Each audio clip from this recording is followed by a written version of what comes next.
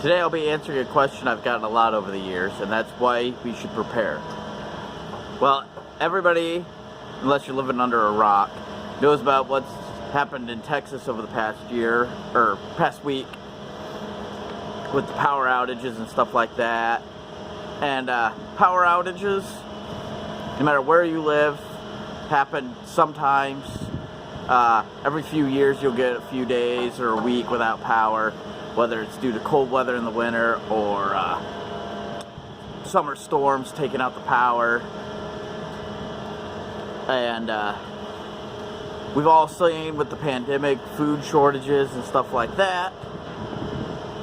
But for these stuff like power outages and hurricanes, tornadoes, stuff, short-term things like that, takes on average about 3 days for responders to show up and set up their area and be able to actually come in any significant numbers and start helping people.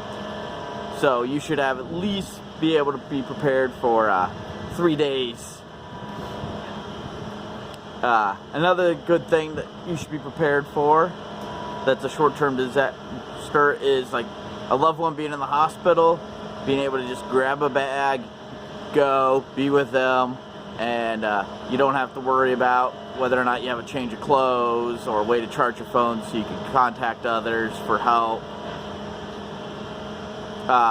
Another thing, back to it takes 3 days for responders to show up. The government stockpiles are very slim on all kinds of supplies. It started under President Bush. President Obama did it too, but they used up the stockpiles without replenishing them. And Donald Trump used up some of the stockpiles without replenishing, but not to the same extent. But he did nothing to go through and help rebuild the stockpiles that previous presidents had used up.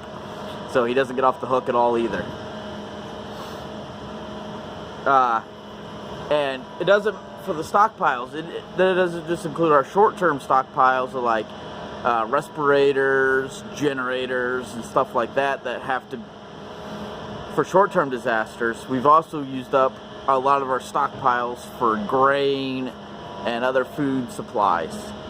And food shortages are probably going to come eventually in the future. Like I just mentioned, the stuff with the pandemic, food shortages. But it doesn't matter if you believe in global warming, the Great Solar Minimum, a future depression, or whatever's coming. There's a good chance that in the future there will be food shortages because, face it, in the past, there's been food shortages. And we're no different than what happened in the past. And speaking of food shortages, in the Bible, Joseph was told to prepare in the good times for the lean times in Egypt. And that saved plenty of people's lives, including the lives of his family. Which transitions nicely into my next point. If you're well prepared, you can help others instead of being a burden on the relief workers. Like, you can help one other person, and then that frees up the relief worker that there's 2 less people he has to help. And then starting next month, I'm going to start doing not just preparedness videos, but videos about what's coming and how to live a better life despite some of these food shortages and other bad things that are coming in the near future, next 10, 20 years. And I'll be doing those videos every Thursday and calling them Thriving Thursday.